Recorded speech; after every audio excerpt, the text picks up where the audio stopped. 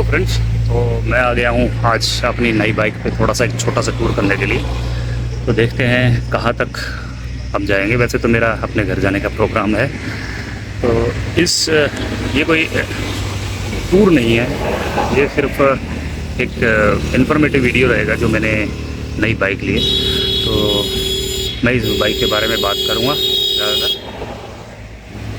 और बताऊँगा कि नई बाइक में क्या क्या मेरे को अच्छा लगा, क्या क्या बुरा लगा अभी तक। हालांकि ये कोई ओनरशिप रिव्यू तो है नहीं, ये मेरी बाइक का इंट्रो ही। आपको जैसे पता ही होगा, पहले मेरे पास हाइनेस 350 था जो मैंने सेल कर दिया है 2 महीने पहले, और अभी एक नई बाइक ली है। होप आपने देख ही लिया होगा थंबनेल में, ये 390 एडवेंचर एक्स है। इसको फिर मैं आपको थोड़ा सा यूज़ करके चला करके बताता हूँ, यूज़र एक्सपीरियंस बताता हूँ, फर्स्ट एक्सपीरियंस। और आपको एक चीज़ और दिखा देता हूँ। इतनी तेज़ रोड चल रही है, काफ़ी ज़्यादा बिजी रोड है ये, और यहाँ पे फोटोग्राफी सेशन हो रहा है इन लोगों का। पता नहीं क्या ही कहें इन लोगों को। इस रोड के बीच में तकरीबन 20 मिनट से बैठे हैं और ये सिर्फ फ़ोटो ही खींचे जा रहे हैं और आने जाने वाले ट्रैफिक को बिल्कुल इग्नोर कर रहे हैं। कुछ हादसा ना हो इनके साथ, अच्छी बात है, लेकिन ऐसा करना तो नहीं चाहिए। ये है अपनी बाइक जो रोड के किनारे ही खड़ी है। चलो मिलता हूँ फिर मोटो ब्लॉग में। तो स्वागत है दोस्तों आप सभी का मेरे चैनल बाइकर विंग्स में। और आज मेरी बाइक को वैसे तकरीबन 10 दिन हो गए होंगे, तो मैं आज आपके सामने एक छोटा सा इंट्रो वीडियो लाया हूँ, जो कि सिर्फ ये बताने की कोशिश करूँगा इस वीडियो में कि मैं आपको क्या सलाह दे सकता हूँ, या मुझे इस बाइक में क्या अच्छा लगा है, क्या बुरा लगा है, मेरी प्रीवियस बाइक का क्या हुआ। तो वैसे आप सबको पता ही होगा कि इससे पहले मैं होंडा की हाइनेस चलाता था 350 सीसी। बहुत अच्छी बाइक थी, 3 साल मैंने उसके साथ बहुत हैप्पीली गुजारे, कभी भी उसने मुझे दिक्कत नहीं दी। तो फिर मैंने उसे बेचा। क्यों बेचा मैंने? इसलिए था क्योंकि मुझे एक नई बाइक चाहिए थी। हालांकि वो एक कम्यूटर बाइक थी, लोग टूरिंग भी करते हैं, मैं भी करता था उस पर टूरिंग। अच्छी बाइक थी टूरिंग के लिए भी, नो डाउट। मैंने उस पर लद्दाख किया है और उत्तराखंड के न जाने कितने विज़िट किए। मैं मध्य प्रदेश गया हूँ उसमें, मैं कश्मीर की तरफ, मैं हिमाचल किया है, राजस्थान किया है, और भी पता नहीं कहाँ कहाँ, मैं सभी के नाम नहीं ले पाऊँगा। तो बहुत अच्छी बाइक थी, अच्छा साथ दिया। और एक नई बाइक जो मुझे अच्छी लगने लगी थी, नहीं अच्छी नहीं लगने लगी थी असल में, मुझे थोड़ा सा उसमें एक प्रॉब्लम नहीं थी असल में। वो मुझे अच्छा नहीं लगता था जब वो 4th गियर में होती थी और मुझे किसी को ओवरटेक करना है, तो उसमें पॉसिबल नहीं था। हालांकि पॉसिबल तो था, लेकिन बहुत एफर्ट्स लगते थे उस बाइक के, तो वो चीज़ मुझे बिल्कुल भी पसंद नहीं आती थी। मुझे थोड़ी सी पावर की कमी 1-2 साल के बाद लगने लगी थी कि नहीं, पावर थोड़ी सी कम है। इस वजह से मैंने उसे चेंज किया अभी। और फिर मेरे को ना एडवेंचर बाइक्स का लुक्स ज़्यादा अच्छा लगता है, और टूरिंग बाइक होनी चाहिए जो प्रॉपरली टूरिंग के लिए ही बनी हो। तो मैंने काफ़ी सारा सर्च किया। सर्च करने के बाद 3 जगह मुझे जो 3 मॉडल्स हैं वो बहुत पसंद आए। पहला था हिमालयन, दूसरा मेरी लिस्ट में था ट्रायम्फ का स्क्रैम्बलर 400X, और थर्ड मॉडल था ये वाला जो मैंने ले लिया 390X। X क्यों लिया, इस पे भी आएंगे।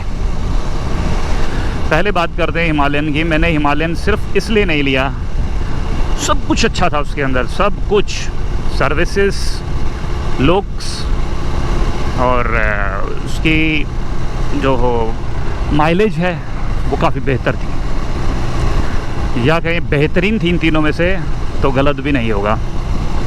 तो वो था, लेकिन उसको मैंने टॉप हैवी करने के कारण रिजेक्ट किया था। अदरवाइज़ पावर फिगर भी काफ़ी अच्छे थे जो मुझे चाहिए थे। मुझे एटलीस्ट 40 तो चाहिए था, 40 bhp 40 Nm। ये मैंने एक बेंचमार्क रखा था कि मुझे ये तो एटलीस्ट चाहिए। इसमें ये तीनों बाइक फिट भी हो रही थी। प्रॉब्लम कहाँ थी? प्रॉब्लम उसके टॉप हैवी और हैंडलिंग को लेकर के थी। मुझे नहीं लगा अच्छा हैंडलिंग, मुझे उसका हैंडलिंग इतना अच्छा नहीं लगा, क्योंकि मेरे एक फ्रेंड के पास है जो हमारे साथ लद्दाख गए थे, हेमंत, उनकी बाइक चलाई थी, तो मुझे इतना मज़ा नहीं आया। मतलब एक फ़ील आता है ना कि हाँ ये बाइक मेरे लिए है, वो नहीं थी। बाकी अदरवाइज़ अच्छी है, जिन्हें अच्छी लगती है वो ले सकते हैं, मेरा उनकी तरफ कोई नेगेटिव पॉइंट नहीं है। फिर आ जाते हैं सेकंड बाइक, जो कि स्क्रैम्बलर था। स्क्रैम्बलर टेक्निकली बहुत अच्छा, बहुत ही अच्छी गाड़ी है। देखने में थोड़ा सा मुझे लुक का इशू था, और उसका जो कॉम्पैक्टनेस थी ना वो मुझे बिल्कुल भी पसंद नहीं। वो इतनी कॉम्पैक्ट थी कि वो एक नॉर्मल बाइक लगती है, बिल्कुल नॉर्मल।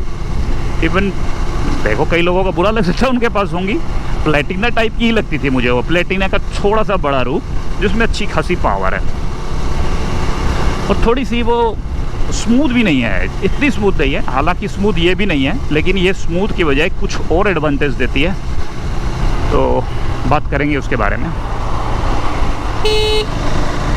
तो यार इसका हॉर्न का प्लेसमेंट अलग तरीके का जो मुझे समझ नहीं आता है, कई बार मैं आगे पीछे कर देता हूँ। ये क्रूज़ कंट्रोल वाला बटन पुश हो जाता है, इनको थोड़ा सा ऊपर किया है पोजीशनिंग। चलो, तो फिर प्राइस भी इसका ठीक था, पावर फिगर अच्छे थे। वो एक छोटी बाइक थी जो कि मतलब मुझे नहीं लगता कि रोड प्रेजेंस उसका बहुत अच्छा रहा। रोड प्रेजेंस उसका अच्छा नहीं था मेरे हिसाब से। वो एक कम्यूटर बाइक ही लगती है, उसको आप टूरिंग में कन्वर्ट नहीं कर सकते, और मेरा मेन पर्पस जो था वो टूरिंग का ही था।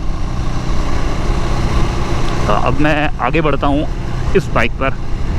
इस बाइक में जब मैंने इसका पावर फिगर्स देखे तो मुझे तो फिट था, मेरे जो रिक्वायरमेंट थी उसमें फिट थी।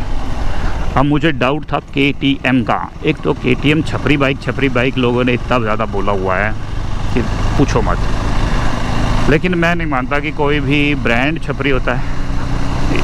इंसान छपरी होता है, उसकी हरकतें छपरी होती है, बाइक कुछ नहीं करती है। बाइक सिर्फ वो करती है जो आप उससे करवाते हैं। तो छपरी वाली बात तो मैंने दिमाग से निकाल ही दी थी, कोई ऐसी बात नहीं है, छपरी जैसी कोई बात थी नहीं। फिर ये मेरे पावर फिगर और उसके रिक्वायरमेंट में जो टॉर्क का रिक्वायरमेंट है उसमें बिल्कुल फिट आ रही थी। फिट से थोड़ा सा ज़्यादा ही थी, 46 Nm देती है ये टॉर्क पावर फिगर। 390 cc है और एडवेंचर लुक है, इस वजह से मुझे ये पसंद आई और मुझे कंसीडर करा, मैंने इसे कंसीडर कर लिया। लेकिन इससे पहले मैंने इसका एक टेस्ट ड्राइव लिया था जो मुझे बिल्कुल ही ख़राब लगा था, बहुत ही ख़राब भाई। इवन मैंने, हमारा एक मित्र है उसको भी लेने से मना कर दिया था, और जबकि मैंने फिर बाद में मैंने खुद ले लिया। वो इसलिए किया था कि इसके अंदर वाइब्रेशन बहुत ज़्यादा थी। जो मॉडल मैंने चलाया था, S मॉडल था वो, में बहुत भयंकर वाइब्रेशन थी, भयंकर। वो फर्स्ट लॉट का मोटरसाइकिल था, तो बहुत ज़्यादा मेरे को उसमें वो लग रही थी वाइब्रेशन, जो कि मुझे लग रहा था कि ये अगर मैं लॉन्ग राइड पे जाऊंगा 100 किलोमीटर के अंदर मुझे थका देगी। इवन माई जो राइट फुट पैक था ना उसमें बहुत ज़्यादा थी, तो मुझे लग रहा था कि मुझे थका देगी, तो लॉन्ग रूट के लिए नहीं है ये बाइक, तो मैंने इसको कैंसिल कर दिया था। लेकिन जब दूसरी बाइक आई थी मैंने उसको चला करके देखा है तो बहुत काफ़ी स्मूथ लगी है। ये भी स्मूथ है भाई, हाँ इसमें वाइब्रेशन है होंडा के लेवल की वाइब्रेशन, जो लगभग नील होती है होंडा में, वैसी नहीं है, लेकिन आप इसके साथ जी सकते हैं भाई, ऐसी बाइक है, ऐसी वाइब्रेशन है। तो बात करते हैं मैंने ये कंसीडर क्यों की, क्योंकि देखिए पैसा लगभग सभी में सेम लग रहा था, ऑलमोस्ट सेम, और मेरा बजट भी 4 लाख के अंडर का ही था। मैं चाहता तो S मॉडल भी लेता, लेकिन उसकी मुझे रिक्वायरमेंट नहीं थी। रिक्वायरमेंट इसलिए नहीं थी कि मुझे हार्डकोर ऑफ रोड करना ही नहीं है, और वो ऑफ रोड सेंट्रिक बाइक थी। मुझे एलॉय व्हील ही चाहिए था, मैंने सिर्फ टूरिंग करनी है, वो भी रोड्स पे। हाँ कोई छोटा मोटा ऑफ रोड पैच आ जाएगा तो ये इजीली कर लेगी, जब हमारी हाईनेस कर सकती है लद्दाख के अंदर या हिमाचल उत्तराखंड में, तो ये तो वे बेटर है। ये है। तो इसका वेट भी काफ़ी अच्छा है। ये कंसिडर करने के 4-5 कारण थे मेरे पास। पहला कारण तो इसका एडवेंचर वाला लुक, ये मुझे बहुत पसंद था, एडवेंचर टूरर वाला लुक। तो एक तो पहला पॉइंट यही हो गया। सेकंड पॉइंट, इसमें फीचर्स इतने थे ना, हालांकि मैंने कंसीडर किया था ओल्ड वाला मॉडल जिसमें ये क्रूज़ कंट्रोल जो है ये नहीं आता था, मैंने बुक वही किया हुआ था। तो बाद में मुझे इन्फॉर्मेशन मिली कि अभी नई मॉडल आ रहा है जिसके अंदर ये सब करके देने वाले हैं। तो मैंने अपने डीलर को रोक दिया था। बुकिंग हालांकि मैं कर चुका था कि मुझे नया मॉडल ही चाहिए, मुझे पुराना मॉडल नहीं चाहिए, आप मेरी 1 महीना लेट कर दो। तो तकरीबन 20 दिन में ये बाइक आ गई। तो मैंने इसको देखा तो ये वैल्यू फॉर मनी हो गई। हालांकि 13,000 शायद ज़्यादा लगे हैं मेरे इसमें, लेकिन 13,000 वो बढ़िया रहा, अच्छा। इसमें क्रूज़ कंट्रोल मुझे एक्स्ट्रा मिला और जो MTC करके कॉर्नरिंग, ABS और 3 राइड मोड्स इसके अंदर हैं जो बहुत अच्छा है। मैंने इनको टेस्ट किया है, काफ़ी बढ़िया रहा। अब बात करते हैं इसकी राइड क्वालिटी पे। मैनूवर करने में तो बहुत ज़बरदस्त है, बहुत ज़बरदस्त। और पावर तो भाई साहब ऐसे देते हैं ना, ऑन डिमांड पावर सप्लाई है भाई, एकदम ज़बरदस्त, एकदम ज़बरदस्त, ऐसे फुर से निकल जाती है। हालांकि अभी रिस्ट्रिक्शन है 7.5 1000 RPM से ऊपर मुझे नहीं लेके जाना इसको। तो मैं वो कर रहा हूँ 1000 किलोमीटर या 45 डेज़ तक मैं इसको रखूँगा ऐसे ही, इसी स्पीड पे चलाने वाला हूँ। 60 70 80 तक जा सकती है उस रेंज में, ब्रैकेट में। हालांकि 90 तक जा सकती है, लेकिन मैं उस रेंज तक इसको खींचता नहीं हूँ। मैं अभी 60-70 वाली स्पीड में ही रहूँगा। एक तो जो वाइब्रेशन लोग कर रहे हैं, हालांकि वाइब्रेशन है लेकिन वो डील ब्रेकर वाइब्रेशन नहीं है। अभी मैं 60 पे चल रहा हूँ और ये 4000 पे है। अगर आप हाईवे पे है तो बिल्कुल भी पता नहीं लगेगा कि कहाँ वाइब्रेशन आ रहे हैं। हाँ, आपने शूज़ ज़रूर पहने होने चाहिए, तो वाइब्रेशन फील कम होता है। और इसके जो हैंडल बार है इस पर भी वाइब्रेशन आ रहा है, लेकिन ये इतना ज़्यादा नहीं है, इतना ज़्यादा नहीं है कि भी आप परेशान हो जाएंगे इससे। तो मैं तो अभी तक फ़िलहाल बहुत खुश हूँ इस बाइक से। इसने, हाँ, इसकी कुछ अच्छी बातें मैं आपको बताना चाहूँगा। एक तो इसका जो हेडलाइट है, लैंप भाई साहब, वो बहुत ही बढ़िया है। मुझे लगता नहीं है कि भी बहुत ज़्यादा ज़रूरी हो जाएगा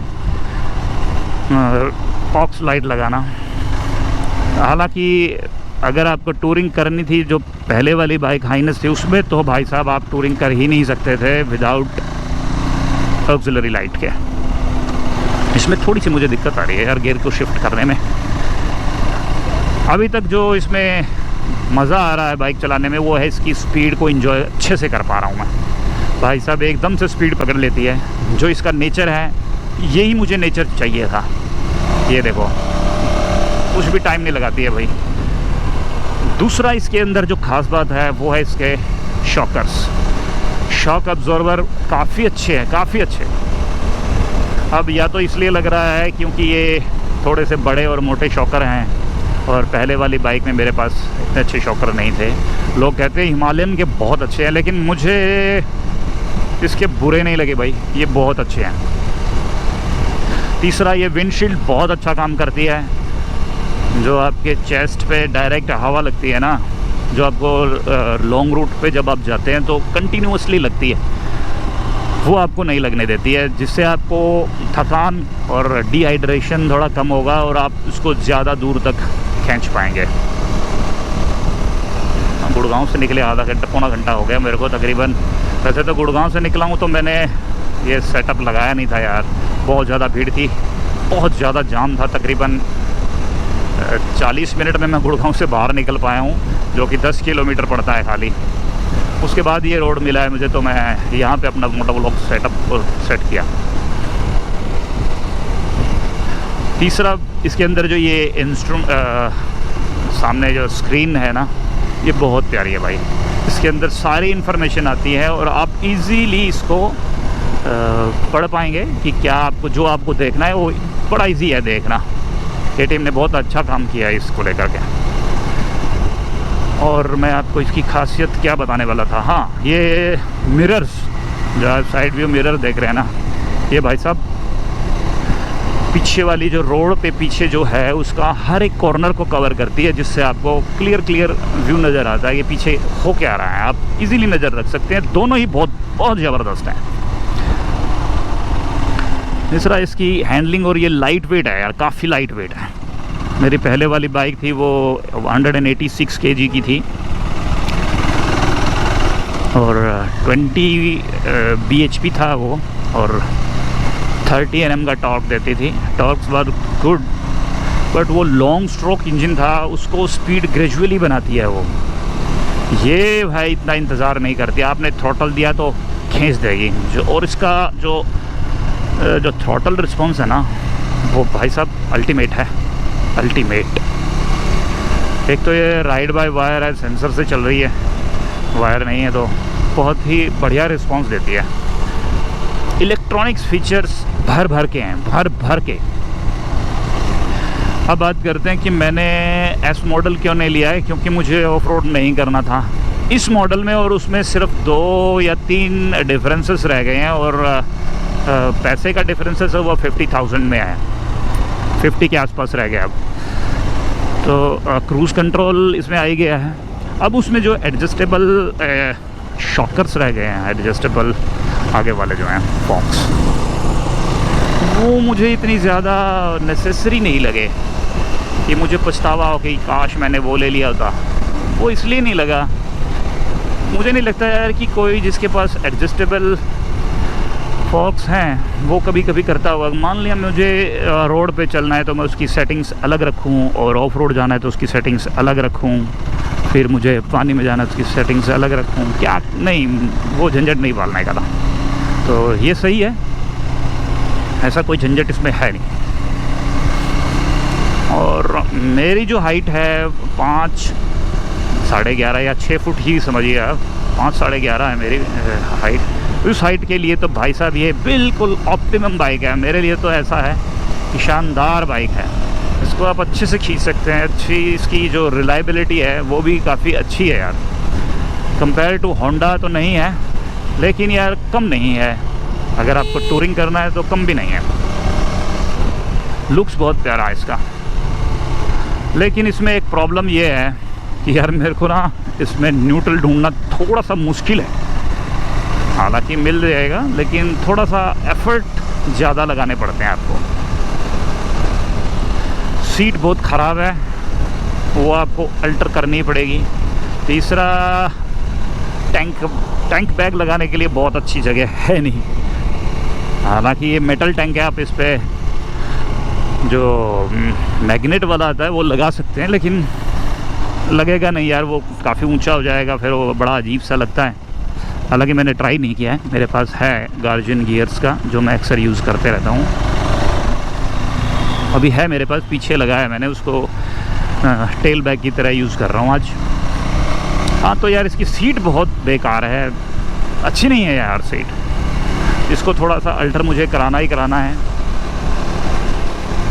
फिर इस पे ना, अगर आप शोरूम से सीधे घर लाए हैं, जैसे मैं लेके आया हूँ, और सीधे टूर पे कहीं जा रहा हूँ कुछ सामान लेके, तो बड़ा मुश्किल काम है। इस पे एंकर्स पॉइंट ही नहीं है ताकि आप अपना टेल बैग बांध सको। आपको उसके लिए वो जो रैक होता है ना, लगेज रैक, वो बहुत ज़रूरी है। और पिलियन का तो भाई बैंड बच जाएगा अगर लॉन्ग रूट पे गया तो। लेदर की सीट हालांकि बहुत पतली है, उससे भी ज़्यादा पतली है पिलियन की सीट। तो KTM चाहता है कि पिलियन इस पे बैठे ही ना।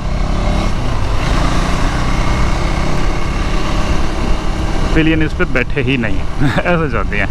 हाँ, शॉक ऑब्जर्वर बहुत अच्छे हैं, वो मैंने आपको बताया ही है। प्रॉब्लम्स में बाकी मुझे कुछ लगा नहीं है। उसमें एक्सेसराइज कुछ करनी पड़ेगी मुझे, एक्सेसराइज कराऊंगा इसमें। मैं एक तो सोच रहा हूँ कि पहले मैं सीधे कोई भी एक्सेसरी ना ख़रीदूँ, मैं पहले एक्सेसरीज़ वो ख़रीदूँगा। पहले मैं इसको चलाऊँगा 1 साल तक, 1 महीने तक, जब तक कि फ़र्स्ट सर्विस नहीं होती। फ़र्स्ट सर्विस के बाद मैं डिसाइड करूँगा रिक्वायरमेंट मुझे क्या आ रही है। क्या मुझे क्रैश गार्ड की वास्तव में रिक्वायरमेंट है? हालांकि मैंने वीडियोस देखे लोगों के, तो ये जो क्रैश गार्ड स्टॉक है इसको सफिशेंट बताते हैं, क्योंकि ये थोड़ा सा बॉडी लाइन से बाहर है, तो ये सेव कर सकता है।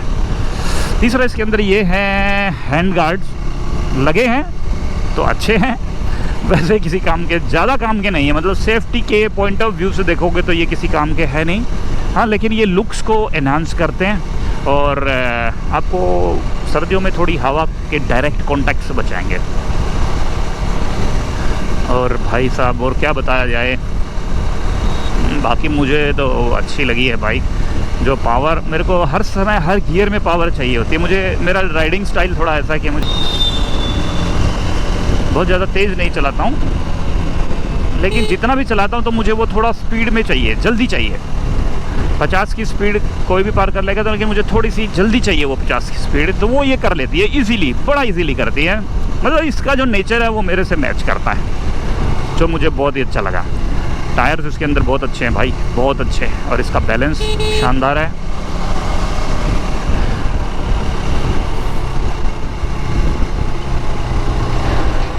फ्यूल इकॉनमी इसकी अभी मापने का कोई फ़ायदा नहीं है, जितनी भी दे सही है। मैं फर्स्ट सर्विस के बाद इसकी फ्यूल इकॉनमी पर अपडेट करूँगा। अभी जो है मुझे दे रही है 23 या 24 की दे रही होगी, हाँ 23-24 ही है। लेकिन जो मज़ा स्पीड में है वो माइलेज में नहीं है। पेट्रोल तो जलेगा ही जलेगा, कोई भी मोटरसाइकिल हो, किसी में कम किसी में ज़्यादा। आपको मज़ा किस में आ रहा है, आप वो चुनिए। अगर आपको मज़ा ही नहीं आ रहा है, सब कुछ बच रहा है, मज़ा ही नहीं आ रहा, क्या करेंगे बाइक का लेकर। इसका जो ये ब्रैकेट अभी चल रहा है ना, देखो 4000, मैं 4000 पे चल रहा हूँ, तो इसमें वाइब्रेशन है। जैसे ही मैं ये यहाँ से 5000 क्रॉस करता हूँ ना, तो इसमें अलग ही नेचर हो जाता है यार, बिल्कुल शांत हो जाती है और पावरफुल बन जाती है। 5000 के बाद भाई साहब ये काफ़ी स्मूथ हो जाती है, काफ़ी स्मूथ। और क्या बताया जाना चाहिए मुझे, ब्रेकिंग ग्रिड ब्रेकिंग नहीं है, लेकिन जिस तरीके से मैं ब्रेक्स लगाता हूँ, मैं बहुत ज़्यादा हार्ड ब्रेकिंग नहीं करता हूँ, मैं ग्रेजुअली इंक्रीज़ करता हूँ ब्रेकिंग का। और मैं इंजन ब्रेकिंग का बहुत ज़्यादा इस्तेमाल करता हूँ। और जो रोड पर गतिविधियाँ हो रही है ना, एक्टिविटीज़, कौन सी बाइक आ रही है, कौन सी गाड़ी आ रही है, ट्रक कितना तेज़ चल रहा है, इन सब पे मैं बहुत ज़्यादा नज़र रखता हूँ। तो मुझे इसकी ब्रेकिंग्स में इतना प्रॉब्लम नहीं लगा। प्रॉब्लम मुझे तो अभी तक नहीं लगा, आगे पता नहीं क्या होगा, जब ये थोड़ा चल जाएगी तब पता लगेगा। बाकी तो मुझे ऐसा कुछ आपको बताना नहीं है। एंजॉय कर रहा हूँ मैं आज अपनी राइड को। मैं अपने होम टाउन जा रहा हूँ, जो यहाँ से 150 किलोमीटर है गुड़गांव से, जींद। वो सिर्फ इसलिए जा रहा हूँ, एक तो मैं अपनी मदर से मिल लूँगा, दूसरा ये जो बाइक है इसको चलाने के लिए मुझे टाइम ही नहीं मिला। अरे हाँ यार, एक प्रॉब्लम और ध्यान में आ गई इसमें प्रॉब्लम सामने आई तो ध्यान में आएगी। ये जो अगर आप कोई अपने साथ कॉटन या क्लॉथ का कोई पीस रखते हैं जिससे आप साफ़ सफाई धूल मिट्टी झाड़ सकें, वो रखने की बिल्कुल भी जगह नहीं है। या तो मुझे नहीं दिखी है या फिर मुझे खोजना पड़ेगा कि कहाँ रखा जाए, इसका एडजस्टमेंट करना पड़ेगा यार। हाईनेस में तो था, मेरी टैंक के जस्ट नीचे में रख लेता था, लेकिन इसमें टैंक के नीचे रखने की कोई जगह है नहीं। मैं देखता हूँ, अभी मैंने टेम्परेरी यहाँ पे बनाया है। अब जब ये ज़्यादा तेज़ चलती है ना, तो वहाँ से एक वेंट है, वहाँ से एक वेंट है, तो वहाँ से बहुत ज़्यादा तेज़ हवा आने लगती है जो इसको पुश करती है पीछे, तो ये गिरने के चांस है। तो हालांकि अभी तो इतने चांस नहीं है, गिर गया था अभी, क्योंकि मैं ज़्यादा तेज़ नहीं जाने वाला हूँ। और ऑफ रोड करने के लिए मुझे मेरी हाइट के अकॉर्डिंग, जो मैंने आपको बताया, लगभग 6 फुट है, 6 फीट की है, तो मुझे ऑफ रोड करने के लिए या सैडलिंग करने के लिए थोड़ा सा बेंड होना पड़ता है, जो कि मैं नहीं चाहूँगा। मैं इसमें हैंडल बार राइज़र तो ज़रूर लगवाऊंगा। ये मेरे को एहसास हो गया कि मुझे एक हैंडल बार राइज़र तो चाहिए ही चाहिए। एक तो वो मुझे चाहिए, एक इसकी जो आगे हेडलाइट है ना, वो भाई साहब बिल्कुल एक्सपोज्ड है। पता नहीं है कि पत्थर वत्थर कोई उड़ के आएगा इतना तेज कि मेरी लाइटें टूट जाएंगी। वो जो आजकल चल रही हैं, मुझे लॉजिकली वो सही नहीं लगा। मेटल्स का कुछ जाल टाइप का बना देते हैं वो आगे के लिए, हैंडल कह रहा हूँ, हेडलैम्प के लिए। इसकी एक्सेसरीज बहुत आ रही हैं, तो मुझे लॉजिकली सही लगा नहीं। बेवकूफ़, हॉर्न भी नहीं दिया। तो वो मुझे लॉजिकली तो सही नहीं लगा। मैं इस शीट का, एक्रिलिक शीट आती है, उसके बने हुए भी आ रहे हैं जो पूरी हेडलाइट को ढक लेते हैं। उसका फ़ायदा ये होगा कि जो बग्स जब लाइट्स पे आते हैं तो बग्स बहुत चिपक जाते हैं विंडशील्ड पे और हेडलाइट्स पे बहुत आते हैं।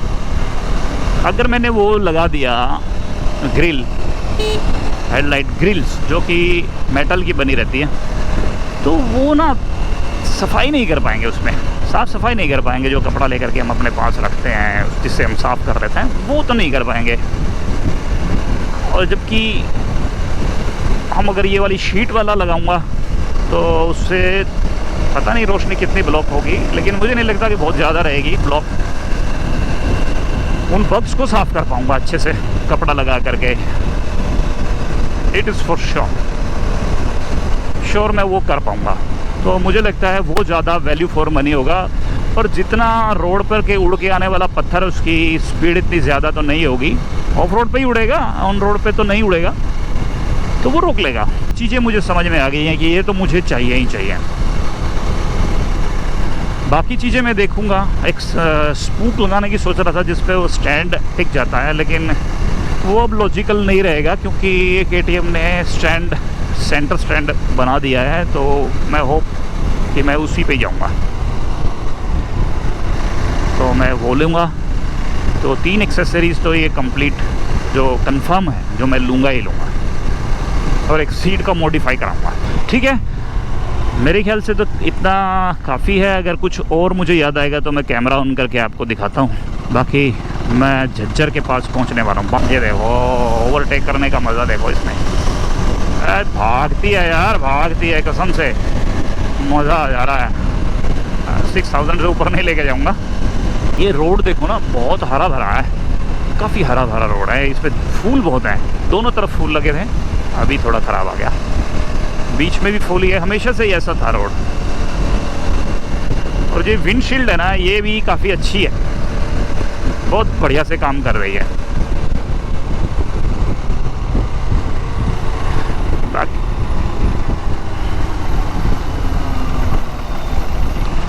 बाकी मैंने और कुछ तो नहीं बताना है, शायद सब कुछ हो गया।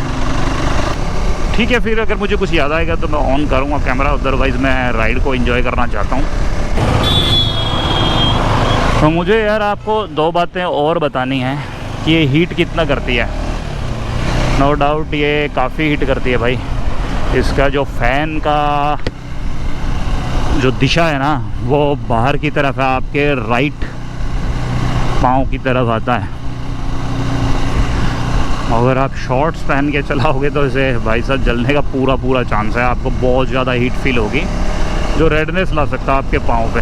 तो ये मैं रिकमेंड करूँगा भाई, इसको चप्पलों में और शॉर्ट्स में बिल्कुल भी। आपको ज़्यादा फील होती है, तब फील ज़्यादा होती है जब आप स्ट्रीट्स में या ट्रैफिक में होते हैं। हाईवे पे तो आपको बिल्कुल पता लगेगा नहीं, हाईवे पे नहीं पता लगेगा। ये हीट फील ही तब होती है जब आप स्ट्रीट्स पे होते हैं और लोकल ट्रैफिक में होते हैं। और आपको बंद करके, अगर आपकी गाड़ी खड़ी हो गई है, न्यूट्रल पे है और स्टार्ट है, और आप ट्रैफिक के बीच में फंसे हुए हैं, तो ये आपके पाँव को बहुत दिक्कत देने वाली है।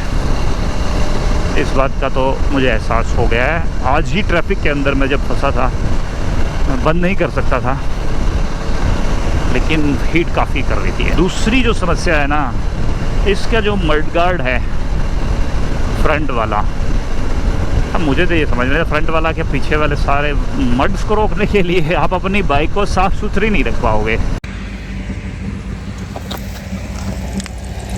बहुत गंदी हो जाती है। उसके लिए यहाँ पे मड एक्सटेंडर मेरे को लगाना पड़ेगा, बहुत गंदी हो जाती है, बहुत ज़्यादा। मड एक्सटेंडर मेरे को लगाना पड़ेगा, मड को कैच बहुत करती है यार।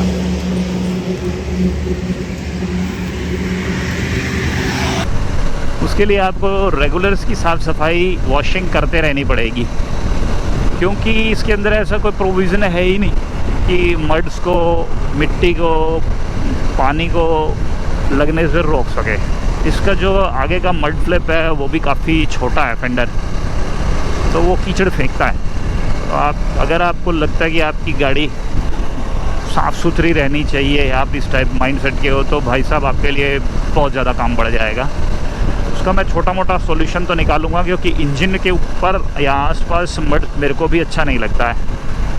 तो निकालता हूँ उसका एक सॉल्यूशन कि मैं एक मड फ्लैप लूँगा जो थोड़ा सा बड़ा रहेगा और वो एटलीस्ट कुछ तो पानी रोकेगा,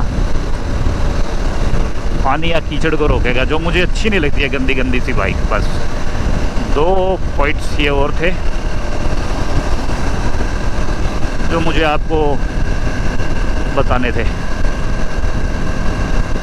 बाकी बाइक वो लो जो आपको पसंद हो, जो दूसरों को पसंद हो वो मत लो, क्योंकि लोग सिर्फ आपको देखेंगे, लेकिन एंजॉय आपको करना है, कंफर्ट आपको मिलना चाहिए, आपको अच्छी लगनी चाहिए चलाने में। हाँ, लुक्स पे भी ध्यान देना चाहिए, लेकिन ऐसी बाइक लो जिसमें आपको मज़ा आए। भाई ये मज़ा आ रहा है, कोई थकान जैसा कुछ फील नहीं हो रहा है मेरे को। बस ये थोड़ी सी हैंडल बार है, इसको राइज़ करना पड़ेगा, मुझे छोटे छोटे फील हो रहे हैं, थोड़े से नीचा फील हो रहा है। आपने देखा होगा मैंने हैंडल बार उसमें चेंज ही कर दिया था हाइनस में, वो फिर इसी वजह से था, और वो चेंज करने के बाद वो काफ़ी कंफर्टेबल हो गई थी यार। ऐसा ही कुछ मैं इसमें करने वाला हूँ। इसमें हैंडल बार तो चेंज नहीं करूँगा, हैंडल बार की पोजीशन और वो तो सही है, हैंडल भी अच्छा है, इसमें सिर्फ राइज़र लगाने की ज़रूरत है। लेकिन यार मेरे को ना अभी इस इंस्ट्रूमेंट क्लस्टर को सही से पूरी तरह से 100% नहीं है, 80% मुझे आ गया है। क्या मैं क्रूज़ कंट्रोल लगा के दिखाऊं क्या, जो इसका हॉट फीचर है? हाँ, लगा लेता हूँ। अभी हाईवे पे ही हूँ और इतना ज़्यादा ट्रैफिक भी नहीं है, तो चलो क्रूज़ कंट्रोल ट्राई करते हैं। ये मैंने क्रूज़ कंट्रोल का पुश कर दिया है, वो साइन बना आ गया इधर। अब प्लस ये करना पड़ेगा मुझे या माइनस। ओके, 2 बार कर दिया मैंने, अब देखें क्या। नहीं, अच्छा माइनस भी करना होगा। ओके, 58 पे ये सेट हो गया, 58 किलोमीटर पे बहुत अच्छे से जा रही है। ये देखो मैंने दोनों ही हाथ छोड़ दिए हैं, बहुत सही जा रही है, बहुत सही। दोनों नहीं छोड़नी चाहिए यार, एक बार में एक ही। 58 पे है, अगर मैं चाहूँ तो इसको बढ़ा दूँ, 59 हो गया है। अब ये देखते हैं 59 पे जाएगा, 58 पे ही चल रहा है, 59 पे है। मैं इसको 65 कर दे रहा हूँ। अब ये स्पीड देखो ग्रेजुअली बढ़ रही है, बहुत बढ़िया, बहुत बढ़िया। ये कंफर्टेबल फीचर है, आपको कंफर्ट काफ़ी अच्छा देगा। देखो 65, 64, 3 के आसपास, ये 2-3 ऊपर नीचे दिखाते, कोई प्रॉब्लम वाली बात नहीं है, लेकिन वो आसपास ही रखेगा आपको। यार KTM ने फीचर्स तो इतने दिए हैं, जो महंगी महंगी बाइकें हैं उनमें क्रूज़ कंट्रोल नहीं है भाई, इसमें क्रूज़ कंट्रोल है। एंजॉय करो, मस्त मज़ा आया, अच्छा है। जब क्रूज़ कंट्रोल आपका एंगेज हो जाता है तो वो ग्रीन कलर में आ जाता है, अदरवाइज थोड़ा सा येलो टोन में रहता है वो। अगर आप इसको टच कर देंगे या को क्लच दबा दूंगा, ब्रेक लगा दूंगा, तो ये डिसएंगेज ऑटोमेटिकली हो जाएगा, लेकिन अभी नहीं करेंगे हम, चलने दो। 64, 65 के आस पे मैंने सेट किया, और ये 3700 RPM पे चल रहा है। पता नहीं इससे माइलेज बढ़ती होगी कि नहीं, आई डोंट नो। माइलेज तो मैं 1 महीने के बाद ही चेक करूँगा, अभी तो खास नहीं होगी, फिर तो 22-23 की माइलेज दे रही होगी, 20 से 25 के बीच में।